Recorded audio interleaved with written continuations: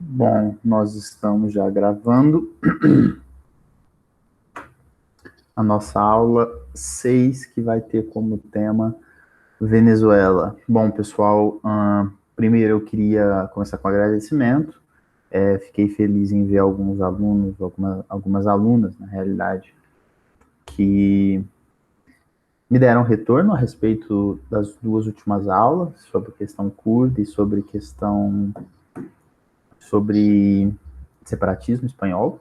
Fico feliz, é bom ver que vocês estão acompanhando, espero que estejam conseguindo entender, pegar alguns conceitos, enfim, que as aulas estejam sendo úteis, mas eu acho que a nossa adesão ainda está bem baixa, mas isso é uma coisa que eu não posso fazer muito, né?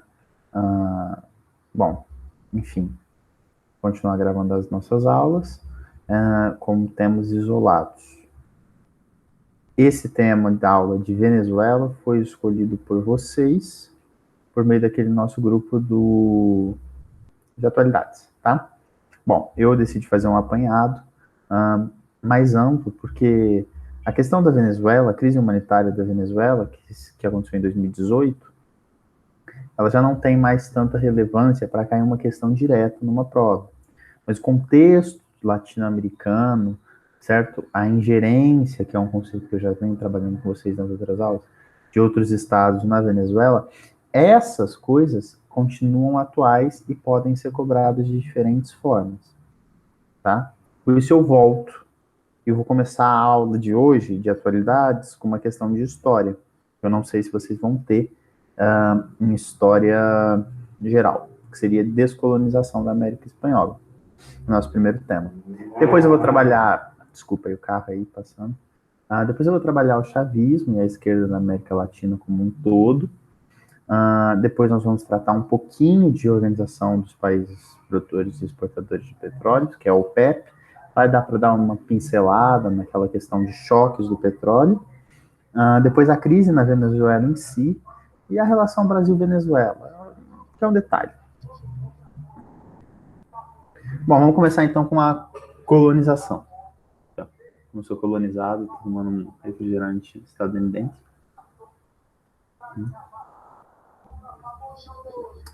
Descolonização da América Espanhola. Ó, muito bem.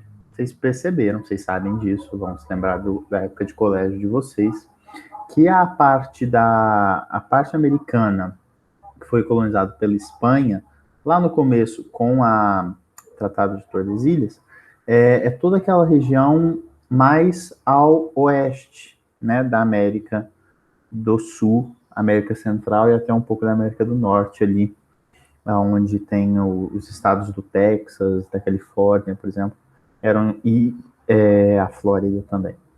Eram estados, eram províncias, vice-reinos espanhóis. Bom, eu, claro, não vou fazer um apanhado, não vai ser uma aula muito completa, porque não daria tempo, ficaria cansativo, e também não é o objetivo, mas eu faço um apanhado principalmente da estrutura social que existia na América Espanhola, porque isso tem um impacto direto na estrutura e na formação dos países quando ganham a independência, né? Bom, vamos começar então trabalhando a questão da estrutura social, né? Que era dividida, era segmentada e de pouca mobilidade, dividida em chapetones. Bom, olha, eu percebi um erro aqui na nossa pirâmide, tá? Por favor, corrijam aí, porque não vai dar tempo. Criollos vem antes de mestiços, tá? Tá invertido aqui. Criollos antes de mestiços. Muito bem. Os chapetones são os espanhóis que trabalhavam nas colônias americanas. Eles são nascidos na Espanha, tá? Por isso eles têm os melhores cargos do funcionarismo público, são a elite da elite, entende isso? São extremamente... Bom, e são eles que vão administrar todo o aparato colonial, certo? Então são eles que estão na frente. Em seguida, vem os criollos, tá? Criollos, não mestiços, vem os criollos, que são os filhos dos chapetones, tá? Mas tem uma grande diferença aqui, é o fato de ter nascido na colônia. Isso é muito diferencial, porque essa pessoa não vai ter não vai ter a oportunidade de ocupar os mesmos cargos, nem ter a liderança política que os chapetones têm, por serem espanhóis, tá? Mas em nenhum momento eu disse que eles são pobres, muito pelo contrário, tá? Os crioudios, muito ricos, donos das fazendas, dos latifúndios, né? Que depois vai dar origem a um outro fenômeno histórico que é o caudilismo, né? Os caudilhos são os nossos coronéis, tá? Vocês vão se lembrar das aulas de história aí, que aqui tem o coronelismo, lá tem o caudilismo, tá? Depois dos crioudios, vem os mestiços, são os filhos dos crioudios com as nativas, né?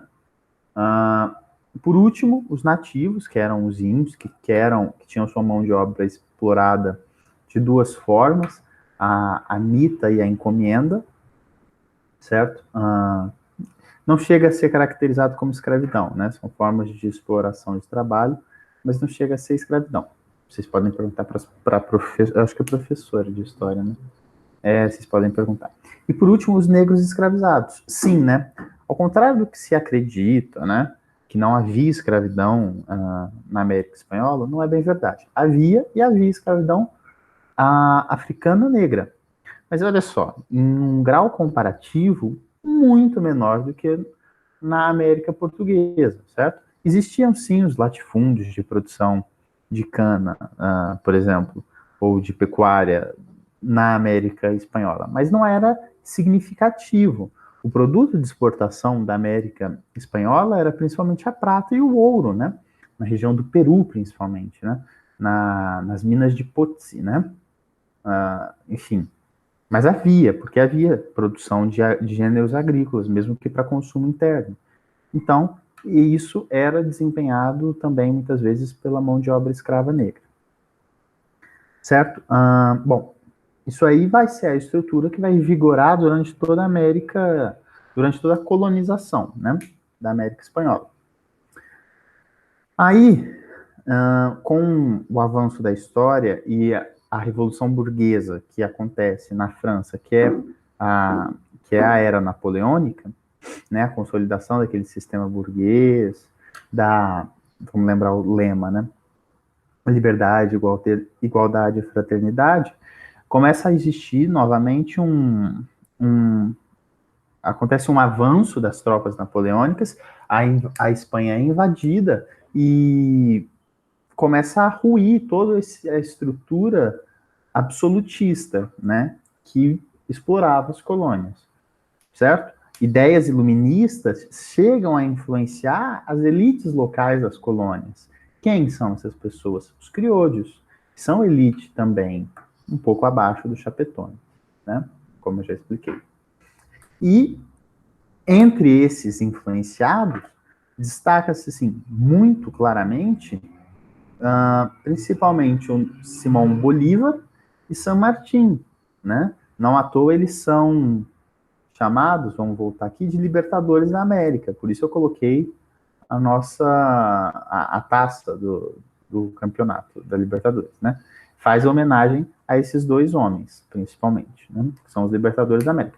De fato, eles organizam exércitos mestiços, né? Com nativos, crioudios, e vão conquistar, por meio da luta armada, a independência de todos os países da América Espanhola, certo? E Simão Bolívar difere em alguns pontos do San Martín. Essa tabelinha eu encontrei, já vinha com a foto, achei no Google, falei, pô, bacana, vou pôr isso aí. Olha só, o San Martín, que era argentino, né, tinha como modelo, idealizava que a América Espanhola independente deveria ser monarquista, ao passo que o Simão Bolívar, bom, ambos, tá, estudaram na Espanha, tá, eram elite, eram muito ricos, certo, de famílias muito ricas, né. San Martín queria a monarquia e a fragmentação política em diferentes países. E essa fragmentação política se dava como? Se dava pelas zonas de influências dos caudilhos, né, daqueles grandes fazendeiros, né, daqueles grandes coronéis, né, que existiam, né? Por isso que a América Latina toda é fragmentada em diferentes países. Passo que a América Espanhola não é, né? Tem a figura central, né? Porque é centralizado na figura do imperador, quando a gente conquista a nossa independência com Dom Pedro I em 29. 29? Agora eu fiquei em dúvida, hein? 1829, eu acho que é, né? Meu Deus. Depois eu vou ver isso. Mas eu acho que é. Enfim, monarquia se torna uma monarquia absolutista e mantém a unidade nacional. Certo? Bom, e Simão Bolívar, além de ser republicano, ele defendia esse pan-americanismo ou bolivarianismo, né? Esse nome bolivarianismo faz claramente uma homenagem ao seu, digamos, idealizador. O que é? É uma cooperação entre os diferentes países, diferentes regiões, né? Antigos vice-reinos, para cooperar e lutar contra a influência externa da metrópole, mas também de outros países que estavam querendo interferir no andamento da vida da colônia. Países são esses, né? Claro, ó, o principal país aí tem nome, são os Estados Unidos da América, certo? Que naquele momento já existia a doutrina Monroe, que é aquela que fala assim, a América para os americanos. Mas vejam como essa frase ela é propositalmente ambígua.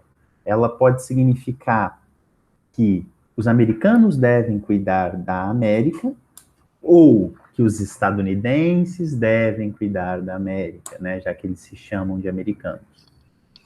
Certo? É uma frase muito ambígua e mostra muito quais são as intenções dos Estados Unidos com esse discurso de hegemonia, certo? Muito bem, primeira parte era essa. Bom, e essa estrutura que eu mostrei agora, ela vai permanecer. Essa estrutura, ela permanece, ela vigora, e vigora de certa forma até hoje.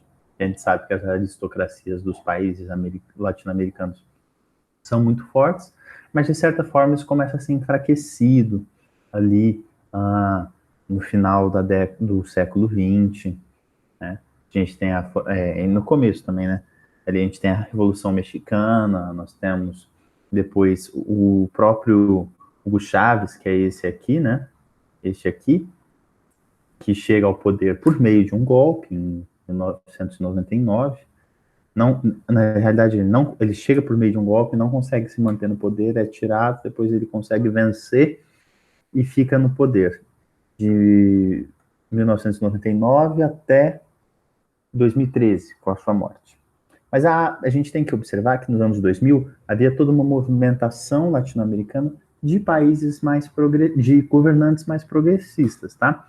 A gente tem o casal Kirchner, que é essa mulher aqui, que até hoje é muito influente na Argentina, inclusive ajudou o atual presidente a se eleger, certo? Ela governou o país durante um mandato e meio, e o seu marido também governou antes dela, mas morreu no meio do mandato, uma coisa assim. Esse aqui é o nosso presidente, o presidente Lula, o ex-presidente Lula, que depois também faz seu apadrinhamento político, né, e elege a Dilma por 2 mandatos, depois sofre algum golpe parlamentar e perde poder. Aqui a gente vê o Hugo Chávez, que depois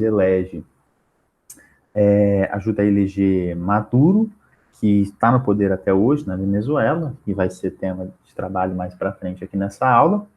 Aqui a gente tem o Evo Morales, que sofreu um golpe em 2019, no final de 2019, certo? E, inclusive, a situação na Bolívia é bem tensa, porque ele foi expulso do país, o país está sendo governado por uma mulher, uma ditadora, né?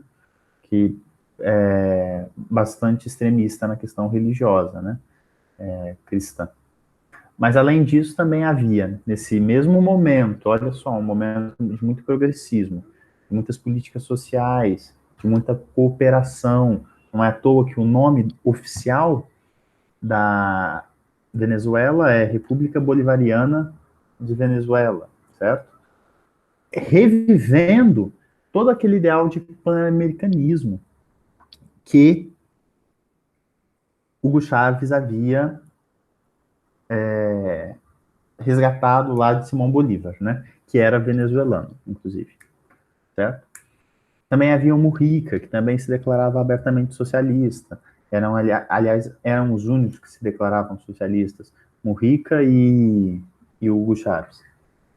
Fidel também, né? Fidel a gente já sabia. Mujica, que era o do Uruguai, aquele velhinho, talvez vocês já tenham visto foto. Certo? Então, é nesse momento que vai se dar o começo de uma crise que depois vai explodir, né, na crise humanitária. Bom,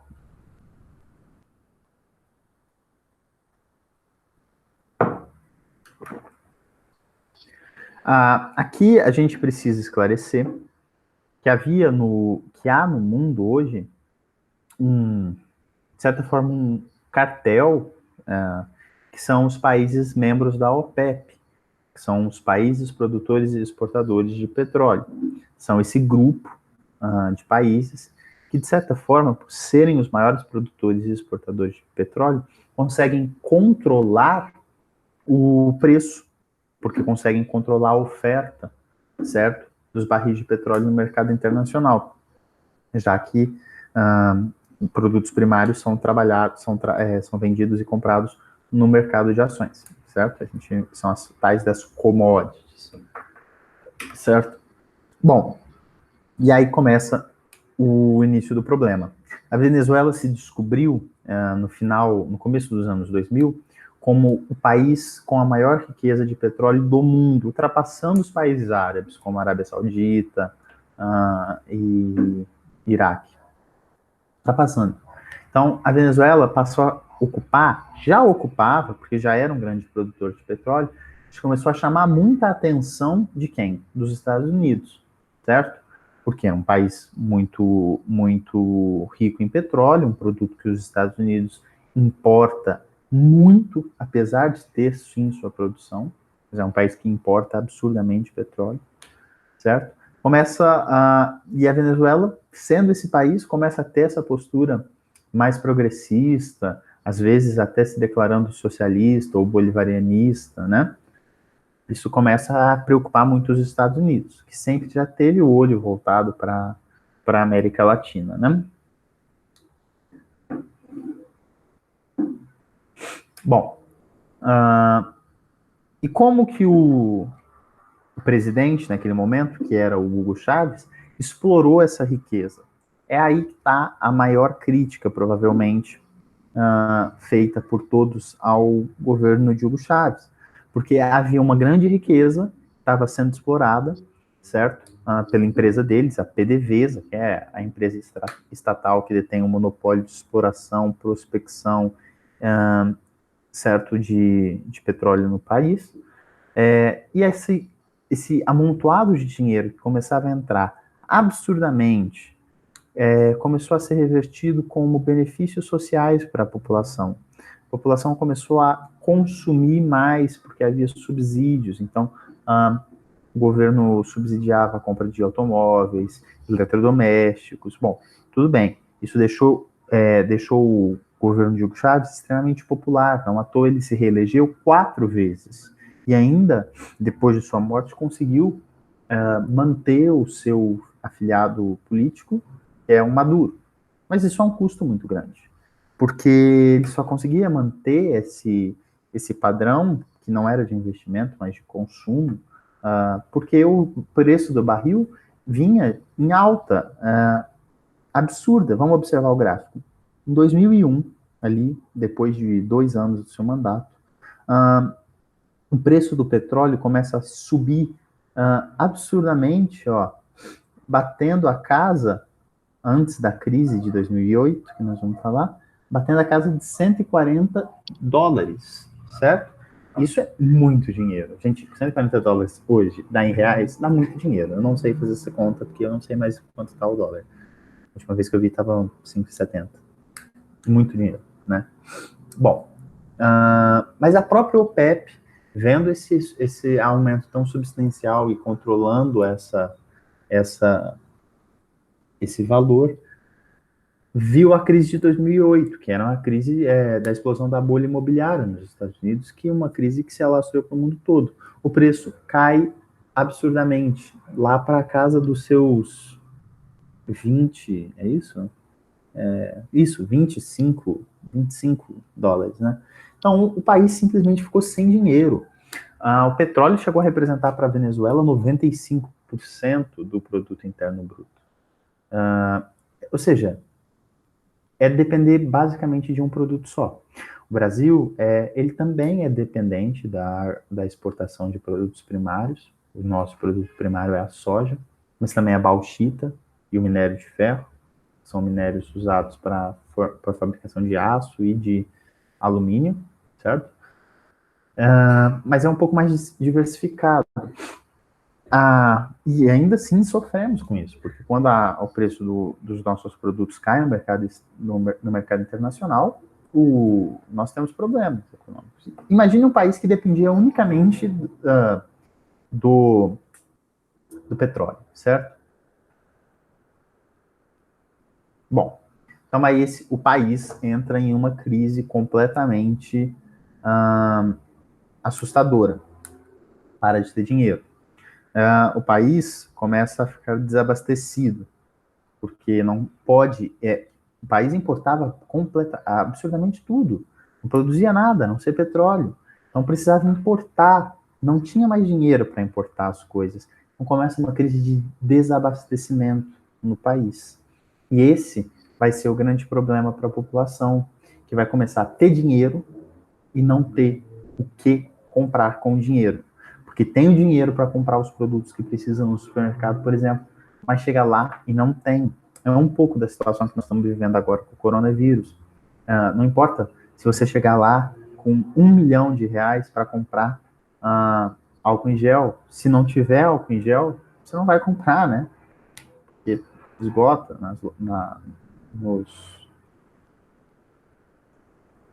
nos mercados, certo? Bom, o Hugo Chávez ele morre em 2013 e faz e elege Nicolás Maduro, que assume como seu vice e depois consegue se eleger numa eleição tanto quanto turbulenta, né? A oposição alegando que ele estava manipulando. Hoje a gente sabe que provavelmente ele manipulou mesmo, e que ele se mantém no poder até hoje.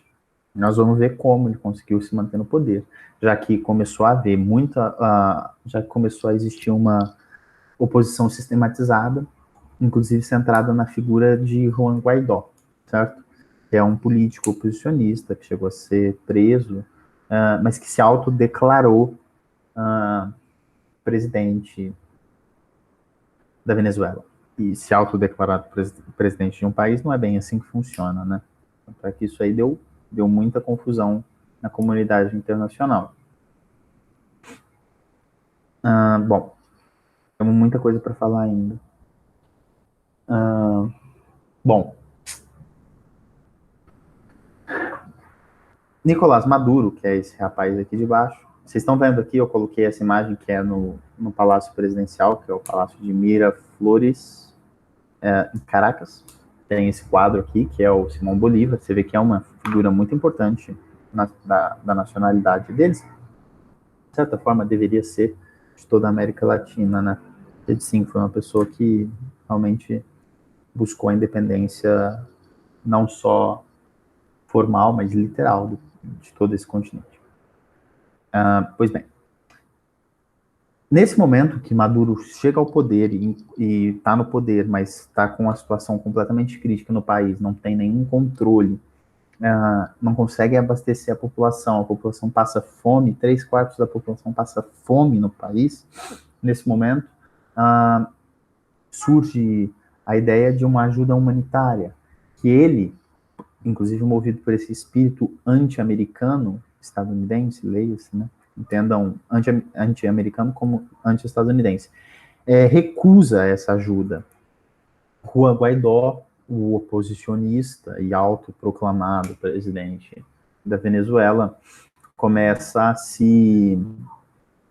a buscar ajuda, inclusive dos Estados Unidos. Bom, e aí nesse momento a gente vê uma clara ingerência estadunidense por meio dessa figura de Guaidó, tá?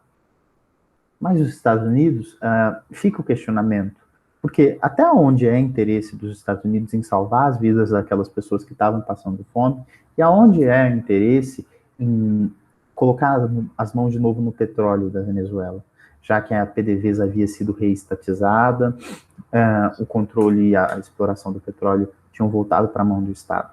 Até onde é uma coisa, até onde é outra, entende? Há os dois interesses, essa é a realidade.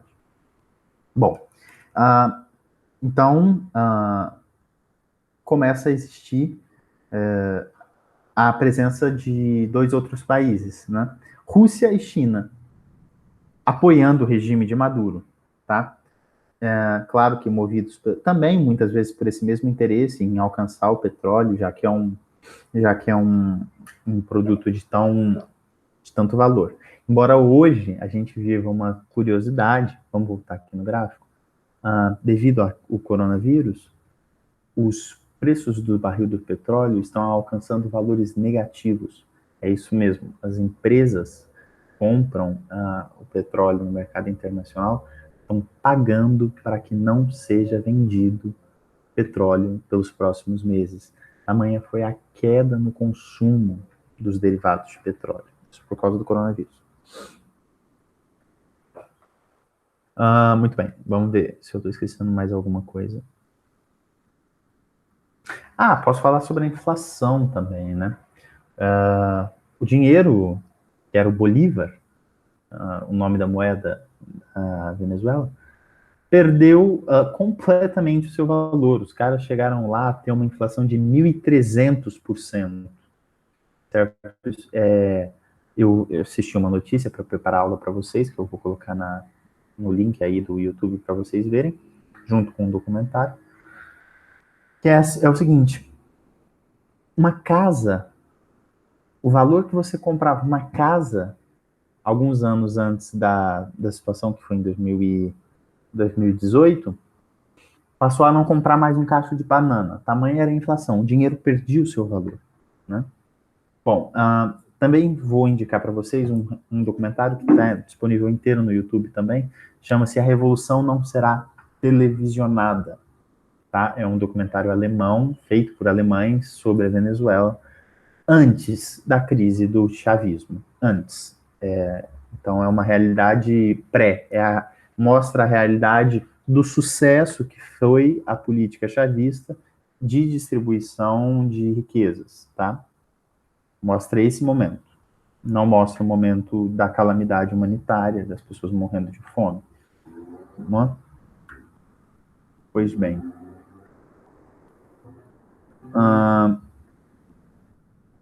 Eu acredito que era isso, a aula curtinha, porque eu gostaria realmente que vocês vissem os vídeos que eu vou deixar listados aí embaixo para vocês. As aulas têm que ser mais curtas mesmo. Eu vou postar, acabei de me dar conta que eu não fiz chat, eu vou colocar chats pelo Instagram. Posso, às vezes, gravar um vídeo comentando, se vocês quiserem.